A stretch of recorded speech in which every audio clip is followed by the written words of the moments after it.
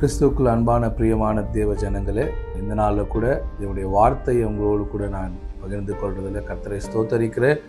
தொடர்ந்து நீங்கள் என்னுடைய சேனலை பார்த்து வரீங்கன்னு நான் விசுவாசிக்கிறேன். இதனால் நீங்கள் ஆஸ்வதிக்கப்பட்டிருப்பீங்க நாங்கள் விசுவாசிக்கிறோம். நீங்கள் உங்களுடைய டெஸ்டிமோனிஸை நீங்கள் கமெண்ட்டாக யூடியூப்பில் நீங்கள் தெரியப்படுத்தலாம். இல்லை அங்கே எங்களுடைய கான்டாக்ட் நம்பரில் நீங்கள் வாட்ஸ்அப் பண்ணலாம். நிச்சயமாக உங்களுக்காக நாங்கள் ஜபித்து கொள்வோம். உங்களுடைய ப்ரேயர் ரிக்வஸ்ட்டோ இல்லை டெஸ்டிமோனிஸோ நீங்கள் எங்களோடு கூட பகிர்ந்து கொள்ளுங்கள். தொடர்ந்து உங்களுக்காக நாங்கள் ஜபிக்கிறோம். கர்த்தர் உங்களை ஆஸ்வதிப்பாராக. இன்றைக்கு கூட தேவனுடைய தயவை குறித்து கொஞ்சம் நேரம் உங்கள் கூட நான் ஷேர் பண்ண விரும்புகிறேன். ஒரு வசனத்தை வாசிக்கலாம். 2 கொரிந்தியர் புஸ்தகம் 9வது அதிகாரம் 8வது வசனம். மேலும் நீங்கள் எல்லாவற்றிலும் எப்பொழுதும் சம்பூர்ணமுடையவர்களாயும் சகலவித நற்கிரியைகளிலும் பெறுகிறவர்களாயும் இருக்கும்படியாக தேவன் உங்களிடத்தில் சகலவித கிருபையும் பெருக செய்ய வல்லவராயிருக்கிறார். இந்த இடத்துல அப்போஸ்தலனாகிய பவுல் எழுதும் போது அவர் எழுதுறாரு, நீங்கள் எல்லாவற்றிலும் எப்பொழுதும் சம்பூர்ணமுடையவர்களாய். எப்பொழுதுமே எல்லாவற்றிலுமே நம்ம சம்பூர்ணமுடையவர்களாய் இருக்கும்படி தேவன் விரும்புகிறவராக இருக்கிறாரு. நம்ம வாழ்க்கையில் நிறைய லாக்னஸ், நிறைய பிரச்சனைகள், நிறைய குறைவுகள், நிறைய ஏமாற்றங்கள், இல்லை நம்ம நிறைய எதிர்பார்த்த காரியங்கள் நமக்கு கைகூடாத போது நம்ம நினைப்போம், ஆண்டவர் ஏன் நமக்கு இன்னும் இறங்கலையா, ஆண்டவர் நமக்கு அற்புதம் செய்யலையான்னு. ஆனால் ஆண்டோடைய இருதயத்தை நீங்கள் பார்த்தீங்கன்னா, ஆண்டவர் நம்மை குறித்து எப்பொழுது அவர் யோசிக்கிற ஒரு விஷயம் என்னன்னாக்கா, அவர் எல்லாவற்றிலும் நாம் எப்பொழுதும் சம்பூர்ணமுடையவர்களாய். அப்படின்னா மோர் தென் எனஃப். ஆண்டவர் நம்மை குறித்து யோசிக்கும் போது more than enough, nothing lacking, nothing missing. நம்ம வாழ்க்கையில் எதையும் நம்ம இழந்து போய் மிஸ் பண்ணி நம்ம இருக்கணும்னு ஆண்டோடைய ஒரு இருதயம் கிடையாது. ஏன்னா அப்போது நம்ம யோவான் 10ஆம் அதிகாரத்தில் 10ஆம் வசனத்தில் நம்ம வாசிக்கிறோம். இயேசு சுவாமி சொல்றாரு, நான் உங்களுக்கு ஜீவன் உண்டாகவும் அந்த ஜீவன் பரிபூர்ணப்படவும் வந்தேன். திருடன் திருடவும் கொல்லவும் அழிக்கவும் என்று வேறொன்றுக்கும் வரான். நானும் உங்களுக்கு ஜீவன் உண்டாகவும் அந்த ஜீவன் பரிபூர்ணப்படவும் வந்தேன். The heart of the Lord, கர்த்தருடைய இருதயம் நம்ம பார்த்தோம்னாக்கா, இயேசு உங்களை குறித்து என்ன குறித்து எப்பொழுதுமே அவர் பரிபூரணமுள்ள ஒரு வாழ்க்கையை கொடுத்து நம்மளை ஆஸ்வதித்திருக்கிறார். அதுதான் அவருடைய எண்ணம். சிலுவையில் உங்களுக்காக எனக்காக சகலவற்றையும் அவர் செய்து முடித்திருக்கிறார். அந்த தேவனுடைய தயவு மகா பெரியதா உங்க வாழ்க்கையில என் வாழ்க்கையில இருக்கு. அதான் எங்க பவுல் எழுதுறாரு, நீங்கள் எதிலும் என்ன பண்ணக்கூடாது, குறைவுபடக்கூடாது. நீங்க எல்லாவற்றிலும் பெருகுகிறவர்களாயும் இருக்கும்படியாக தேவன் உங்களிடத்தில் சகலவித கிருபையும் பெருக செய்ய வல்லவராக இருக்கிறார். He is more than enough to increase the grace and favor over our life. நம்ம வாழ்க்கையில தேவனுடைய தயவும் கிருபையும் பெருக செய்ய தேவன் போதுமானவராக இருக்கிறாரு. கிருப தயவு இப்படின்னு நம்ம பார்க்கும்போது நிறைய நேரத்தில் இது ரெண்டுமே ஒத்து போற ஒரு வார்த்தை தான். கிருபன்றதுக்கு என்ன தயவு கிருபன்னு நம்ம சொல்லும் போது இட்ஸ் மனுஷனால் செய்ய முடியாதது தேவனால் செய்ய முடியும். கிரேஸ்ன்னு சொல்லும் போது, கிருபன்னு சொல்லும் போது மனுஷனுடைய சாமர்த்தியம் செய்ய முடியாததை தேவனுடைய கரம், தேவனுடைய தயவு நம்ம வாழ்க்கையில செய்கிறதா இருக்கிறது. அப்போ it's humanly impossible becomes possible to God. மனுஷனால எது கூடாதுன்னு நினைக்கிறோமோ அதை தேவன் நமக்காக செய்து முடிக்கிறார். அதுதான் தேவனுடைய தயவா இருக்கிறது. இன்னைக்கு நம்ம நினைக்கலாம், நான் படிக்கல, எனக்கு பேக்ரவுண்ட் இல்லை, எனக்கு இன்ஃப்ளூயன்ஸ் இல்லை, எனக்கு தூக்கி விடுறதுக்கு யாரும் இல்லை, நான் முன்னேறி போறதுக்கு எனக்கு உதவி செய்யறவங்க இல்லைன்னு. இது எல்லாமே செய்ய முடியாத ஒன்றை தேவனை நீங்க சார்ந்து கொண்டு அவருடைய கிருபையின் பிரசன்னத்துல அவருடைய தயவை நீங்க சார்ந்து கொண்டு இருப்பீங்கன்னா, தயவு நீங்க இருக்கிற இடத்துல இருந்து உங்களை தூக்கி விடுகிறதா இருக்கிறது. Always the grace and favour will push you forward. நீங்க இருக்கிற இடத்துல இருந்து முன்னேறி செல்ல அது நம்மளை ஊந்தி தள்ளுகிறதா இருக்கிறது. நம்ம இங்க பார்க்கும்போது இன்னொரு த பேஷன் டிரான்ஸ்லேஷன்ல சொல்லப்படுகிறது. லூக்காவின் புஸ்தகத்துல நம்ம வாசிக்கிறோம். லூக்கா 1ஆம் அதிகாரம் 28 35 வசனம் வரைக்கும் இங்க மரியாள் குறித்து சொல்லப்படுகிறது. என்னன்னு சொல்லுது, அவள் இருந்த வீட்டிலே தேவதூதன் பிரவேசித்து, கிருபை பெற்றவளே வாழ்க, கர்த்தர் உன்னுடனே இருக்கிறார், ஸ்திரீகளுக்குள்ளே நீ ஆஸ்வதிக்கப்பட்டவள் என்றான். அவளோ அவனை கண்டு அவன் வார்த்தைகளினால் கலங்கி இந்த வாழ்த்துதல் எப்படிப்பட்டதோ என்று சிந்தித்து கொண்டிருந்தாள்.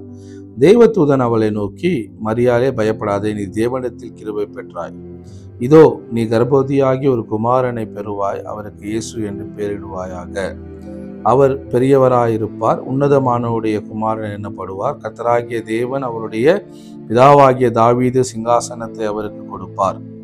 அவர் யாக்கோபின் குடும்பத்தாரை என்றென்றைக்கும் அரசாளுவார், அவருடைய ராஜ்யத்துக்கு முடிவிராது என்றான். அதற்கு மரியாள் தேவதூதனை நோக்கி, இது எப்படி ஆகும், புருஷன் அறியேனே என்றாள். தேவதூதன் அவளுக்கு பிரதியுத்தரமாக, பரிசுத்த ஆவி உன்மேல் வரும், உன்னதமானவுடைய பலன் உன்மேல் நிழலிடும், ஆதலால் உன்னிடத்தில் பிறக்கும் பரிசுத்தம் உள்ளது தேவனுடைய குமாரன் எனப்படும். இங்க 35 வசனத்துல சொல்லுது, தேவதூதன் அவளுக்கு பிரதியுத்தரமாக, பரிசுத்த ஆவி உன்மேல் வரும், உன்னதமானுடைய பலன் உன்மேல் நிழலிடும், ஆதலால் உன்னிடத்தில் பிறக்கும் பரிசுத்தம் உள்ளது தேவனுடைய குமாரன் எனப்படும். இந்த இடத்துல தூதன் மரியாளை பார்த்து சொல்றாரு, நீ தேவனிடத்துல கிருபை பெற்றவள், தேவனுடைய கிருபை உங்க மேல இருக்கு அப்படி சொல்லும் போது அதுக்கு அவர் சொல்றாரு, நீ இயேசுவை இந்த பூமிக்கு உன் மூலமா இயேசுவை நீங்க கொடுப்பீங்க, நீங்க கர்ப்பம் தரித்து ஒரு பிள்ளையை பெற்றெடுப்பீங்கன்னும் போது மரியா கேட்குறாங்க, நான் இன்னும் திருமணம் ஆகலையே, இது எப்படி எனக்கு சம்பவிக்கும், நான் இன்னும் வேர்ஜனா இருக்கிறேனே அப்படின்னு மரியா சொல்லும் போது, உன்னதமானுடைய பலன் உன்மேல் நிழலிடும், பரிசுத்த ஆவியினால நீ கர்ப்பம் தரிக்கப்படுவாய். அப்போ பாருங்க, naturally whatever the impossible, மனுஷனால, மனுஷனுடைய சாமர்த்தியத்தினால, மனுஷனுடைய முயற்சினால செய்ய முடியாத ஒரு விஷயம் தேவன் உங்க வாழ்க்கையில கிருபையை கொடுக்கும் போது தேவன் அதை செய்கிறவரா இருக்கிறார். அதுதான் இங்க மரியாளுக்கு இங்க தூதன் சொல்றாரு, நீ கிருபை பெற்றவள், உன்னிடத்தில் பிறக்கும் பிறப்பு அது பரிசுத்தமானது, பரிசுத்த ஆவியானவர் என்ன பண்ணுவாரு, பலப்படுத்துவார், உண்மையில் நிழலிடுவாரு.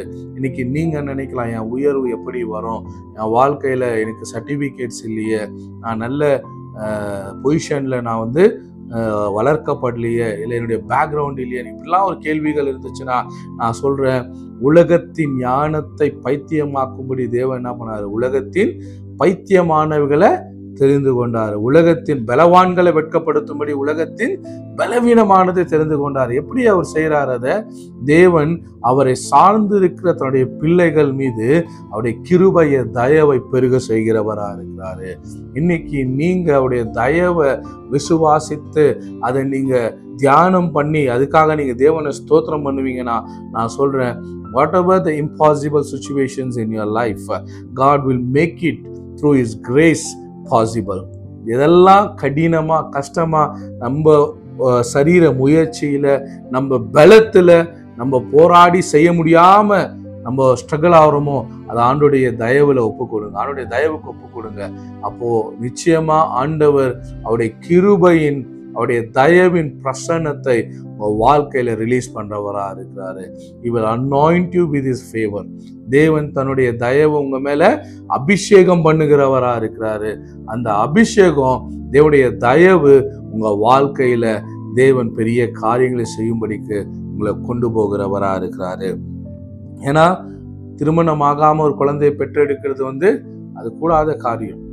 ஆணும் பெண்ணும் திருமணமாகி தாம்பத்திய வாழ்க்கையில தான் ஒரு குழந்தை பிறக்கும். ஆனா இங்க திருமணம் ஆகாம மரியா அவங்க வயிற்றுல இருந்து இயேசு பிறக்கிறாருன்னா அதுதான் இந்த இடத்துல நம்ம பார்க்கிறோம், பரிசுத்த ஆவியினால. Humanly impossible becomes possible to God. மனுஷனால கூடாது, தேவனால் கூடும். அப்போ உங்களுக்கு இன்னைக்கு உங்க சாமர்த்தியத்துல நீங்க எதெல்லாம் முயற்சி பண்ணி உங்க சாமர்த்தியம் உங்க பலன் தோற்று போய் நீங்க நிற்கும் போது நல்லா தெரிஞ்சுக்கோங்க, தேவ தயவு மகா பெரியதா இருக்கிறது, தேவனுடைய கிருபை மகா பெரியதா இருக்கிறது.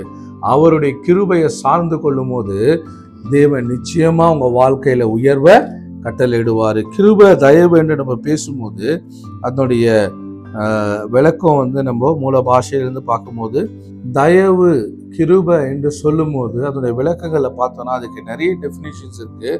தயவுக்கு இன்னொரு டெஃபினேஷன் என்ன? அவர் பச்சாபாதம் இல்லாதவர். அவர் வந்து ஒருத்தனுக்கு ஃபேவர் பண்ணிட்டு இன்னொருத்தனுக்கு ஃபேவர் பண்ணாம விடுறவர் கிடையாது. அவர் எல்லார் மேலேயும் அவருடைய தயவை பொழிய செய்கிறவராக இருக்கிறாரு. யாரெல்லாம் அவருடைய பிள்ளைகளாய் அழைக்கப்பட்டு இருக்கிறோமோ, யாரெல்லாம் அவருடைய பிள்ளைகளாய் தேவனால் ஏற்றுக்கொள்ளப்பட்டிருக்கிறோமோ, அவருடைய பிள்ளைகள் அனைவருக்கு மீதும் தேவன் அவர் தயவுள்ளவரா இருக்கிறாரு. அப்போ தயவுன்னு சொல்லும் போது அவர் பச்சாபாதம் இல்லாதவரா இருக்கிறாரு. அவர் நல்ல விருப்பம் உள்ளவரா இருக்கிறாரு. உங்க மேல யாராவது ஒருத்தவங்க நல்ல எண்ணமா இருக்கிறாங்களா அப்படின்னு நீங்க தேடி பார்த்தீங்கன்னா நல்லா தெரிஞ்சுக்கங்க, கடவுள் உங்க மேல நல்ல எண்ணமா தான் இருக்கிறாரு. என் நினைவுகள் எப்பொழுதுமே உன்னை குறித்து உயர்ந்ததா இருக்குது என்று பழைய ஏற்பாட்டில் நம்ம வாசிக்கிறோம். உன் நினைவுகள் என் நினைவுகள் அல்ல, உன் வழிகள் என் வழிகளும் அல்ல. வானத்துக்கும் பூமிக்கும் எப்படி உயரமா இருக்கிறதோ அப்படி என் நினைவுகள் உன்னை குறித்து இருக்குன்னு சொல்றாரு. அப்போ ஆண்டவர் அவர் நல்லவராகவே இருக்கிறாரு. யாக்கோபு 1:17 நம்ம வாசிக்கிறோம், நன்மையான எந்த ஈவும் பூரணமான எந்த வரமும் பரத்தில் உண்டாகி ஜோதியின் பிதாவிடத்திலிருந்து இறங்கி வருகிறது. அப்போ ஆண்டவர் உங்களை குறித்து அவருடைய தயவை பெருக செய்து உங்களை அவரு உயர்த்த அவர் எண்ணம் உள்ளவரா இருக்கிறார். உங்களை குறித்து அவருடைய எண்ணங்கள் எப்பொழுதுமே நல்லதா இருக்கிறது. பிசாசு சொல்றத உங்க செவிகள்ல நீங்க கேட்டு அதை பிலீவ் பண்ணாதீங்க. உங்க சூழ்நிலை சொல்றத கேட்டு நீங்க அதை நம்பாதீங்க. உங்க சரீரம் சொல்றத கேட்டு நீங்க நம்பாதீங்க. ஏன்? நமக்கு நிறைய சத்தங்கள் உண்டு இந்த பூமியில. முதலாவது சத்தம் எங்கிருந்து வருது? நம்ம சரீரத்துல இருந்து தான் வருது. நம்முடைய சரீரம் தான் நம்மளோட கூட பேசுது. என்ன? நீ வந்து இன்னும் பலவீனனா இருக்கிற, நீ இன்னும் சுகமாவல, உனக்கு இது சுகமாகாது, உனக்கு இதுல சாமர்த்தியம் இல்ல, உன்னால இதை ஜெயிக்க முடியாது. அப்பெல்லாம் முதல் நம்ம கூட போராடுற முதல் எதிரி யாரு? நம்முடைய மாம்சம்தான். அப்போ இந்த மாம்சத்தை தேவன் சிலுவையில ஜெயித்து இருக்கிறார். அதுதான் நம்முடைய நற்செய்தி. நல்லா தெரிஞ்சுக்கங்க, உங்களுடைய கிரியையினாலோ என்னுடைய கிரியையினாலோ நான் நீதிமானாக்கப்படல. உங்களுடைய கிரியையினாலோ என்னுடைய கிரியையினாலோ தேவன் நம்மளை ஆசீர்வதிக்கல. அவர் நம்மேல் அன்பு வைத்ததுனால இயேசு அவருடைய ஜீவனை சிலுவையில கொடுத்தாரு. பிதாவாகிய தேவன் உங்களே என்னைய நேசித்ததுனால தன்னுடைய ஒரே பேரான குமாரன் இந்த பூமிக்கு அனுப்புனாரு. அவர் நம்முடைய மீறுதல்களை, நம்முடைய அக்கிரமங்களை, நமக்கு தேவனுக்கும் இருந்த பகையா இருந்த அந்த கையெழுத்தை நடுவில் இராதபடி எடுத்து அதை என்ன பண்ணாரு? சிலுவையில் ஆணி அடைத்து அதை வந்து குலைத்து போட்டார் என்று கொலைசேரில் வாசிக்கிறோம். அப்போ தேவன் உங்களையும் என்னையும் தேவனுக்கு சத்ருவாய் அல்ல, இயேசுவானவர் பிதாவுக்கு பிள்ளையாய் நம்மளை மாற்றினாரு. நீங்களும் நானும் பிதாவுக்கு பிள்ளையா இருக்கிறோம். அதனால அந்த தயவும் கிருபையும் நம்ம வாழ்க்கையில அவர் பெருக செய்கிறவரா இருக்கிறாரு. தயவை பெற்றுக்கொள்றதுக்கான தகுதி என்ன? அவருடைய பிள்ளையா இருக்கிறது தான். If you are called to be a children, you have a favor, you have a grace. உங்க வாழ்க்கையில தேவனுடைய தயவும் கிருபையும் தேவன் பெருக செய்கிறார். கொரிந்தியர் புஸ்தகத்துல பவுல் சொல்றார், சகலவித கிருபையும் பெருக செய்யும்படி. அப்ப தேவன் வந்து increases the favor and grace upon your life. அதுக்காக நீங்க ஆண்டவரை நன்றி சொல்லுங்க. ஆண்டவரே, உங்களுடைய கிருபையும் உங்களுடைய தயவும் என் வாழ்க்கையில, என் பிசினஸ்ல, என்னுடைய குடும்பத்துல, என்னை சுற்றி உள்ள காரியங்கள்ல நீங்க பெருக செய்கிறதுக்காக நன்றி ஆண்டவரே. ஒரு பெருக்கத்தை நீங்க கொண்டு வர்றதுக்காக நன்றி. ஏன்? இந்த பெருக்கம் என்னுடைய சாமர்த்தியத்தினால உண்டானதல்ல, இது உம்முடைய தயவுனால் உண்டானது. அதனாலதான் பவுல் சொல்றாரு, 1 கொரிந்தியர் புஸ்தகத்தை உங்களுக்காக நான் மீண்டும் வாசிக்கிறேன். 1 கொரிந்தியர் புஸ்தகம் 15:10 ஆகிலும் நான் இருக்கிறது தேவ கிருபையினாலே இருக்கிறேன். அவர் எனக்கு அருளிய கிருபை விருதாவாய் இருக்கவில்லை. ஆகிலும் நான் இருக்கிறது தேவ கிருபையினாலே இருக்கிறேன். அவர் எனக்கு அருளிய கிருபை விருதாவாய் இருக்கவில்லை. அவர்கள் எல்லாரிலும் நான் அதிகமாய் பிரயாசப்பட்டேன். ஆகிலும் நான் அல்ல, என்னுடனே இருக்கிற தேவ கிருபையை அப்படி செய்தது. இந்த பவுல் சொல்றாரு, 9 சொல்லுது, நான் அப்போஸ்தலர் எல்லாரிலும் சிறியவனாய் இருக்கிறேன். தேவனுடைய சபையை துன்படுத்தினதினாலே நான் அப்போஸ்தலன் என்று பேர் பெறுவதற்கும் பாத்திரன் அல்ல. பவுல் தன்னை ஐடென்டிஃபை பண்ணும்போது சொல்றாரு, நான் அப்போஸ்தலன் என்று சொல்றதுக்கும் நான் என்ன இல்லை, பாத்திரன் அல்ல. ஏன்னாக்கா நான் நியாய பிரமாணத்தின்படி என்ன பண்ணேன், நான் சபையை துன்பப்படுத்தினேன். நியாய பிரமாணத்தின்படி நான் பரேசியனாய் அந்த இடத்துல அவர் என்ன பண்ணாரு, நியாய பிரமாணத்தின்படி அவர் நியாய பிரமாணத்துக்கேற்றபடி அவர் நடந்து கொண்டாரு, வாழ்ந்தாரு, நியாய பிரமாணத்தின் கற்பனைகளை நிறைவேற்றினாரு.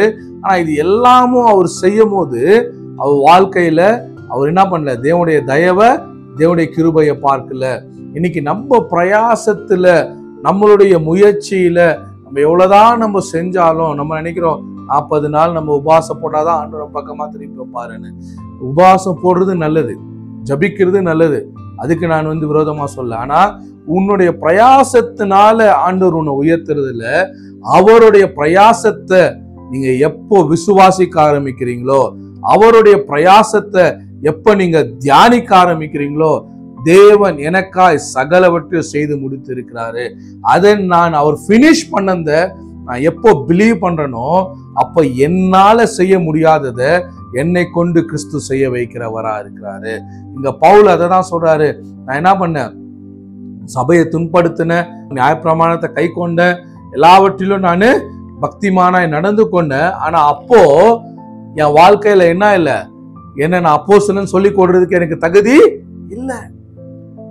ஏன்னா என்ன நான் பரிசுத்தவான் சொல்லி கொள்றதுக்கு எனக்கு தகுதி இல்லை. ஆனா எப்பொழுது அவருடைய கிருபையை நான் அறிந்து கொண்டேனோ, அதான் அதோடைய அர்த்தம். அதுதான், நான் அப்போஸ்தலர் எல்லாரிலும் சிறியவனா இருக்கிறேன், தேவனுடைய சபையை துன்படுத்தினதினாலே நான் அப்போஸ்தலன் என்று பேர் பெறுவதற்கு பாத்திரன் அல்ல, ஆகிலும் நான் இருக்கிறது தேவ கிருபையினாலே இருக்கிறேன். இங்க அவர் சொல்றாரு, அவர் எனக்கு அருளிய கிருபை விருதாவா இருக்கவில்லை, அவர்கள் எல்லாரிலும் நான் அதிகமாய் பிரயாசப்பட்டேன். பாருங்க, இன்னைக்கு நீங்க சொல்லலாம், உங்க வாழ்க்கையில கிருபைய பெருக செய்யும்படி, தேவனுடைய தயவு பெருகும்படிக்கு நீங்க விசுவாசித்து ஆண்டவருக்கு நன்றி சொல்லுவீங்கன்னா, அந்த கிருபையில நீங்க ரெஸ்ட் பண்ண ஆரம்பிப்பீங்கன்னா, நீங்க செய்ய முடியாதத, உங்களால கூடாதத தேவன் உங்களை கொண்டு செய்கிறவரா இருக்கிறாரு. Because it's is ability. கிருபை என்பது அவருடைய சாமர்த்தியம், தேவனுடைய சாமர்த்தியம். அதான் இங்க பவுல் சொல்றாரு, நான் அல்ல, எனக்கு அருளப்பட்ட கிருபை அப்படி செய்தது. அவர் சொல்றாரு, 12 அப்போஸ்தலர்களை காட்டிலும் நான் அதிகமா பிரயாசப்பட்டேன், அதிகமா துன்பப்பட்டேன், அதிகமா நான் ஊழியம் செஞ்சேன், அதிகமா நான் அவங்களை காட்டிலும் ஒரு ஸ்டெப் நான் அதிகமா தான் தேவனுக்காக நான் வாழ்கிறேன், செயல்படுறேன், நடமாடுகிறேன், செய்து முடிக்கிறேன் பவுல் இங்க சொல்றேன். அப்போ இது எல்லாமே என்னுடைய சாமர்த்தியம் அல்ல, எனக்கு அருளப்பட்ட கிருபையே. அப்போ உங்க வாழ்க்கையில தேவன் உங்களுக்கு என்று ஒரு கிருபையை வைத்திருக்கிறார், தயவை வைத்திருக்கிறார். அதை நீங்க தேங்க் பண்ணும் போது, அவருடைய நன்மையை நீங்க தியானிக்கும் போது, எதெல்லாம் இம்பாசிபிளோ, எதெல்லாம் தோல்வியா இருக்கோ, எதெல்லாம் முடியாதுன்னு நினைச்சாங்களோ, எதெல்லாம் முடியாதுன்னு ஜனங்க சொன்னாங்களோ, கர்த்தர் அதுக்கான வாசல்களை திறக்கிறவரா இருக்கிறார், அதற்கான வழியை உண்டு பண்ணுகிறவரா இருக்கிறார். ஏன்? அதுதான் தயவு. தகுதி இல்லாத என்ன தகுதியான இடத்துல வைக்கிறார் பாருங்க, அதுதான் தேவனுடைய தயவு. தாவீத தேவன் என்ன பண்ணாரு? அபிஷேகம் பண்ணாரு. தாவீது ராஜாவை தேவன் அபிஷேகம் பண்ணார், சாமுவேலை கொண்டு அபிஷேகம் பண்ணாரு. அபிஷேகம் பண்ணும்போது இஸ்ரவேலில ராஜாவாகும்படிக்கு தாவீது அபிஷேகம் பண்ணாரு. ஆனா அவரை ராஜாவா நிரூபிக்கிறதுக்கான டோரை தேவனே ஏற்படுத்தினார். அவர் மேல இருக்கிற அபிஷேகத்தை, அவர் மேல இருக்கிற தயவை ஜனங்களுக்கு நிரூபிக்கிறதுக்கு தேவனே வாசலை திறந்தாரு. தேவனுடைய தயவை நீங்க சார்ந்து கொள்ளுவீங்கன்னாக்கா உங்களுக்கான வாசல்கள் தேவன் திறக்கிறவரா இருக்கிறாரு. எப்படி தாவீதுக்கு திறந்தாரு? தாவீது ஒரு நாள் என்ன பண்றாரு, அண்ணாமார்கள் இராணுவத்துல இருந்தாங்க. கோலியாத்தை குறித்து எல்லாருக்கும் தெரியும். கோலியாத் 40 நாள் அங்க பிலிஸ்தர் நாட்டுல இருந்து இஸ்ரவேலுக்கு விரோதமா யுத்தத்துக்கு சண்டை போடுறதுக்காக அங்க டெய்லியும் இஸ்ரவேல் ஜனங்களை பரியாசம் பண்ணி கொண்டு இருந்தாரு. அப்போ ஒரு நாள் தாவீது அங்க சாப்பாடு கொண்டு போனாரு, அவன் அண்ணாக்கு சாப்பாடு கொடுக்கறதுக்கு. அப்ப அவங்க அண்ணாலாம் அவரை பார்த்து கேட்டாங்க, நீ ஏன் இங்க நீ சின்ன பையனா இருக்கிறேன்னு. ஆனா அப்ப தாவீது அந்த இடத்துல என்ன சொல்றாரு, தேவனுடைய ஜனங்களை இழிவாய் பேசுறதுக்கு இந்த விருத்த சேதனம் இல்லாத இந்த பெலிஸ்தியன் ஏமாத்திரம். அப்போ தாவீத ராஜாவா அபிஷேகம் பண்ண அந்த தயவை தேவன் என்ன பண்ணாரு? பெருக செய்தாரு. அவருக்குள்ள இருந்து அவரை ஃப்ரூட்ஃபுல்லா மாத்தினாரு. இன்னைக்கு உங்க வாழ்க்கையில தேவன் தயவை வைத்திருக்கிறார். அவருடைய காருண்யம், அவருடைய தயவு, அவருடைய கிருபை உங்க மேல இருக்குது. அதனால அது விருதவாய் போகாது. இன்னைக்கு நிறைய பேர் உங்க லைஃப்ல ஃப்ரூட்ஃபுல்லா இல்லைன்னு நினைக்கிறீங்களா? If you think you're not fruitful, இன்னைக்கு நான் சொல்றேன், தேவனுடைய தயவு உங்க வாழ்க்கையில பெருக செய்கிறதா இருக்கிறது. தேவனுடைய தயவு கிருபை உங்க வாழ்க்கையில பெருகுகிறதா இருக்கிறது. எதுக்காக தேவன் அதை பெருக செய்கிறாரு? You to be a fruitful person. நீங்க தேவனுக்கு உங்க வாழ்க்கையில கனி கொடுக்கிறவர்களா? எதுல கனி கொடுக்கணும்? தேவன் எல்லாவற்றிலும் உங்களை பெருக செய்ய வேண்டும் என்று விரும்புகிறார். Not in one area, in all things. All means nothing missing, nothing broken. எதுவுமே உங்க வாழ்க்கையில மிஸ் ஆகக்கூடாது. எதுவுமே நீங்க இழந்து போகக்கூடாது. எல்லாவற்றிலும் சம்பூர்ணம் அடையும்படிக்கு தேவன் அவருடைய தயவும் கிருபையும் உங்க வாழ்க்கையில பெருக செய்கிறவரா இருக்கிறாரு. தாவீது கண்ணிக்கு என்ன பண்ணாங்க? ஆப்பர்ச்சுனிட்டி தேவன் ஏற்படுத்தினாரு. இஸ்ரவேலில அப்படிப்பட்ட ஒரு சட்டம் கிடையாது. ஒரு மனுஷன் ஒரு தேசத்தை ரெப்ரசன்ட் பண்ணாங்கன்னு நம்ம என்ன அதுக்கு முன்னாடி சரித்திரத்துல அங்க பார்க்கவே முடியாது. யுத்தனாலே 2 ராஜ்யங்க, 2 ராஜாக்கள் தான் நின்று யுத்தம் பண்ணுவாங்க. ஆனா தாவீதை உயர்த்துறதுக்கு ஆண்டவர் என்ன பண்றாரு? இல்லாத சிஸ்டத்தை உருவாக்குறாரு. ஒரு மனுஷன் முழு தேசத்துக்கு விரோதமா நிக்கிறான். கோலியாத் பிலிஸ்தியருக்கு விரோதமா, பிலிஸ்தியருக்காக இஸ்ரவேலுக்கு விரோதமா நிக்கிறான். ஒரு மனுஷன் யுத்தத்துக்கு நிக்கிறான்.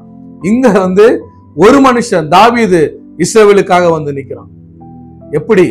தேவன் அந்த வாசலை ஏற்படுத்தினார். இல்லாத ஒன்றை தேவன் தாவீதுக்காக உருவாக்கினார். அந்த பிளாட்ஃபார்ம் ஏற்படுத்தினாரு.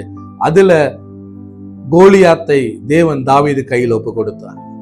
இன்னைக்கு நீங்க நினைக்கலாம், எப்படி இது சாத்தியம்? எப்படி எனக்கு இது நடக்கும்? நான் சொல்றேன், தேவனுடைய தயவு, தேவனுடைய காருண்யம், தேவனுடைய கிருபைய நீங்க தியானித்து அதுக்கு நன்றி சொல்லி பாருங்க. முடியாத ஒன்ன, இல்லாத ஒன்ன ஆண்டவர் உங்களுக்காக உருவாக்குவார். இப்படிப்பட்ட ஒரு கோட்டாவே இல்லைன்னு இருந்தாலும் உங்க பிள்ளைகளை உயர்த்துறதுக்கு அந்த கோட்டாவை ஆண்டவர் ஏற்படுத்துவார்.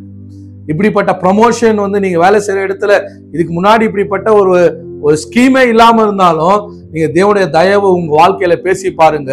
உங்களுக்காக அந்த ஸ்கீமே ஆண்டவர் நீங்க வேலை பகுதியில் ஆண்டவர் செய்கிறவரா இருக்கிறாரு. உங்களை ப்ரமோட் பண்றதுக்கு ஒரு சிஸ்டம் ஆண்டவர் ஏற்படுத்துறவரா இருக்கிறார். ஏன்? அவர் நல்ல தெய்வமா இருக்கிறாரு. அவருடைய தயவு மகா பெரியதா இருக்கிறது. அவருடைய கிருபை மகா பெரியதா இருக்கிறது. அன்னைக்கு தாவீதுக்கு ப்ரமோஷனை கொடுக்கறதுக்கு தேவன் என்ன பண்ணாரு? இதுவரைக்கும் சரித்திரத்துல இல்லாத ஒரு சண்டை. 2 ராஜ்யத்துக்கும் ஒவ்வொரு மனுஷனை ரெப்ரசன்ட் பண்ணும்படியான ஒரு யுத்தத்தை அங்க தேவன் என்ன பண்ணாரு? அனுமதித்தார். இன்னைக்கு தேவனுடைய தயவு காருண்யம் என் மேல இருக்கு, நீங்க விசுவாசிங்க. அதுக்காக தேவனை நீங்க தேங்க் பண்ணுங்க. தாவீது சொல்றாரு சங்கீதத்துல 23வது சங்கீதத்துல, நம்ம எல்லாருக்கும் தெரிஞ்ச சொன்னா, கர்த்தரின் மெய்ப்பரா இருக்கிறார், நான் தாழ்ச்சி அடையேன். அந்த வார்த்தை எப்ப தெரியுமா சொல்றாரு? அவரு தன்னுடைய பிள்ளையாகிய அப்சலோமுக்கு பயந்து வனாந்தரத்துல போகும்போது சொல்றாரு. வனாந்தரத்துல என்ன இருக்காது? தண்ணி இருக்காது. வனாந்தரத்துல சாப்பாடு இருக்காது. வனாந்தரத்துல பாதுகாப்பு இருக்காது. ஆனா தாவீது சொல்றாரு, கர்த்தரின் மெய்ப்பரா இருக்கிறார்.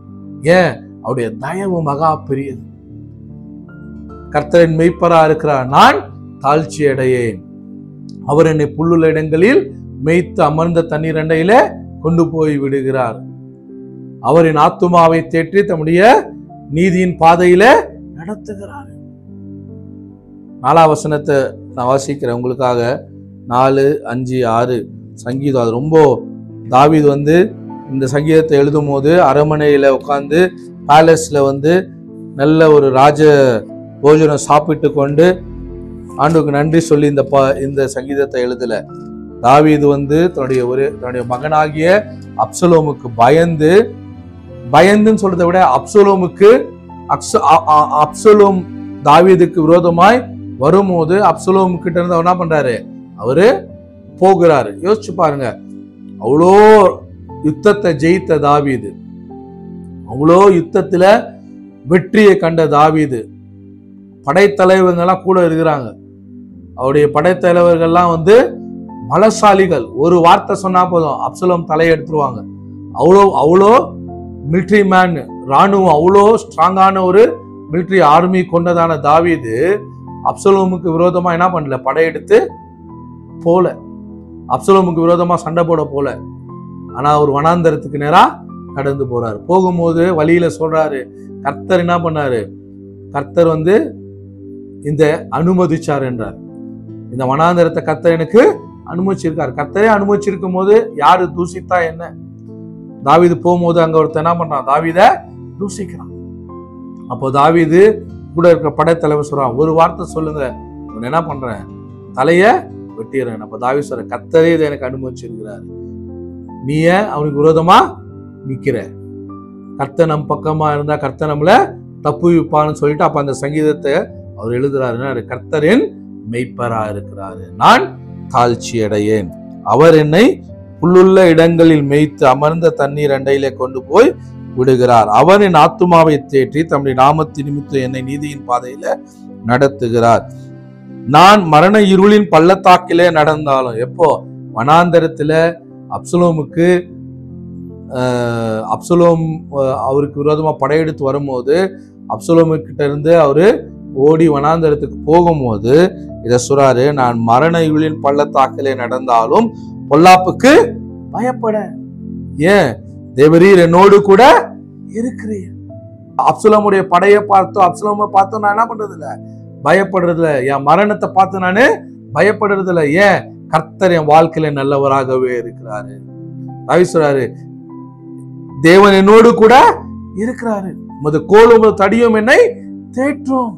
இன்னைக்கு உபத்திரமோ வியாகுலமோ பட்டயமோ பசியோ பட்டினியோ எது வந்தாலும் பயப்பட தேவையில்லை. ஏன், கர்த்தர் நல்லவராகவே இருக்கிறார். கர்த்தர் உங்க வாழ்க்கையில நல்லவராகவே இருக்கிறார். அவருடைய காருண்யம் உங்களை பெரியவன் ஆக்கும். தேவனுடைய தயவு உங்களை உயர்த்தும் என்றதான உணர்வு, அப்படிப்பட்டதான ஒரு பார்வை உங்க அப்பாவை நீங்க பார்க்க ஆரம்பிச்சாலே உங்க சூழ்நிலையை நீங்க ஈஸியா ஜெயிச்சிடலாம். தாவீதுக்கு தெரியும், என்ன தேவன் மரணத்துக்கு ஒப்பு கொடுக்க மாட்டாரு, என் பையன் முன்னால என்ன தேவன் என்ன பண்ண மாட்டாரு, மரணத்துக்கு ஒப்பு கொடுக்க மாட்டாரு. அதனாலதான் அவர் தைரியமா சொல்றாரு, என் சத்துருக்களுக்கு முன்பாக நீர் எனக்கு ஒரு பந்தியை ஆயத்தப்படுத்தி என் தலை எண்ணெயால் அபிஷேகம் பண்ணுகிறேன், என் பாத்திரம் நிரம்பி வழிகிறது. வனாந்தரத்துல குறைவான பகுதியில எந்த ஒரு இன்ஃப்ளூயன்ஸும் பண்ண முடியாத இடத்துல, எந்த ஒரு அபண்டன்ஸும் பார்க்க முடியாத வனாந்தரத்துல அவர் கர்த்தரை கொடுத்து சொல்றாரு, தேவரீ நீங்க அபிஷேகம் பண்ணிருக்கீங்க, என் பாத்திரம் நிரம்பி வழிகிறது. அப்புறம் சொல்றாரு, நான் என் ஜீவனுள்ள நாளெல்லாம் நன்மையும் கிருபையும் என்னை தொடரும். நல்லா தெரியும், நான் பின்தொடர்ந்து போத்தவில்லை, நன்மையும் கிருபை என் மேல இருக்கும்னா, தேவனுடைய தயவு என் மேல இருக்கும்னா, whatever the humanly impossible will become possible by his grace. கிருபை உங்க மேல இருக்குன்றதை நீங்க தியானிக்க ஆரம்பிச்சீங்கன்னா, தேவ தயவு உங்க மேல இருக்கு என்பதை நீங்க நினைச்சு தேவனை ஸ்தோத்திரம் பண்ண ஆரம்பிச்சீங்கன்னா, உங்க சத்துருக்களை தேவன் உங்க பாதபடி ஆக்குகிறவரா இருக்கிறாரு. அது மாத்திரம் இல்ல, உங்க சத்துருக்கு முன்பாக உங்க பந்தியை தேவன் என்ன பண்றாரு, ஆயத்தப்படுத்துகிறார். உங்க பந்தி எவ்வளவு பெருசாகுதோ அந்த அளவுக்கு தேவ தயவு, தேவனுடைய கிருபை உங்க தலை மேல அபிஷேகம் பண்ணப்படுகிறது. அதுக்காக தேவன் என்ன பண்ணுங்க, கொண்டாடுங்க. ஆண்டவரே, இந்த பிரச்சனை, இந்த உபத்திரவம், இந்த போராட்டம் உங்க தயவு என்னை பெரியவனாகும். இதுக்கு இந்த பிரச்சனை எதுவுமே உங்க தயவுக்கு முன்பாக ஒன்றுமே இல்ல ஆண்டவரே. நான் கடந்து போக நீங்க என்ன பண்ணீங்க, எனக்கு உங்களுடைய தயவை நீங்க என் மேல பெருக பண்ணி இருக்கீங்க. அக்கினியில நான் நடந்தாலும் நான் என்ன பண்ண மாட்டேன், நான் வெந்து போக மாட்டேன். தண்ணீரில நான் நடந்தாலும் நான் முழுகி போக மாட்டேன். ஏன், உங்களுடைய கிருபை எங்களை பெரியவனாக்கும், உங்களுடைய கிருபை என்னை உயர்த்த ஆண்டவரே அப்படின்னு சொல்லி நீங்க அவருடைய கிருபையை நீங்க மேன்மை பாராட்டி பாருங்க. அப்ப நீங்க சொல்லுவீங்க, இது நான் அல்ல, எனக்கு அளித்த கிருபையே என்னை உயர்த்தினது. தாவீது சொன்னது போல, என் ஜீவனுள்ள நாளெல்லாம் நன்மையும் கிருபை என்னைய பின்தொடரும், நான் கர்த்தருடைய வீட்டில் நீடித்த நாட்களாய் நிலைத்திருப்பேன். சொல்றாரு, நான் திருப்பியும் எருசலேமுக்கு என்ன பண்ணுவேன், திரும்பி நான் போவேன். என் வீட்டுல நான் நீடித்த நாட்களாய் கர்த்தருடைய ஆலயத்துல நான் நிலைத்திருப்பேன், நான் பயப்பட மாட்டேன். கர்த்தர் என்ன சாகடிக்க ஒப்பு கொடுக்க மாட்டாரு. என் தலைய அபிஷேகம் பண்ணி இருக்கிறாரு. என் மேல கிருபை இருக்கு, என் மேல தயவு இருக்கு. இந்த வனாந்தரம் என்ன ஒன்னும் பண்ணாது. ஏன்னா தேவனுடைய கிருபை என் வாழ்க்கையில பெருக செய்திருக்கிறாரு. நான் நன்மையை காண்பேன், நான் ஜீவனை காண்பேன், நான் பரிபூர்ணத்தை காண்பேன் அப்படின்னு சொல்லி தாவீது என்ன பண்றாரு? தேவனை கொண்டாடுறாரு. அந்த உபத்திரத்துல கூட நீங்களும் உங்க வாழ்க்கையில இன்றைக்கு அவருடைய கிருபையும் அவருடைய இரக்கத்தையும் அவருடைய தயவையும் நீங்க தியானித்து கொண்டாடுங்க. நீங்க இருக்கிறதான அது எவ்வளவு பெரிய குழியா இருந்தாலும் சரி. யோசேப்பை குழியில போட்டாங்க, ஆனா யோசேப்புக்கு தேவ தயவு கூட இருந்ததுனால அந்த குழியிலிருந்து தேவன் என்ன பண்ணாரு? தப்புவித்தாரு. இன்னைக்கு உங்களையும் ஆண்டவர் அவருடைய தயவை நீங்க கொண்டாடும் போது you will see the promotion, you will see the increase, and the increase will be countless. எண்ண முடியாத பெருக்கத்தை தேவன் செய்ய வல்லவராக இருக்கிறார். கர்த்தர் உங்களை ஆஸ்வதிப்பாராக, இப்படியே உங்களை பெருக செய்வாராக. தேவனுடைய தயவு உங்களை உயர்த்துவதாக. இயேசுவின் நாமத்தினால உங்களுக்காக நான் ஜெபித்து ஆசீர்வதிக்கிறேன். ஆமென்.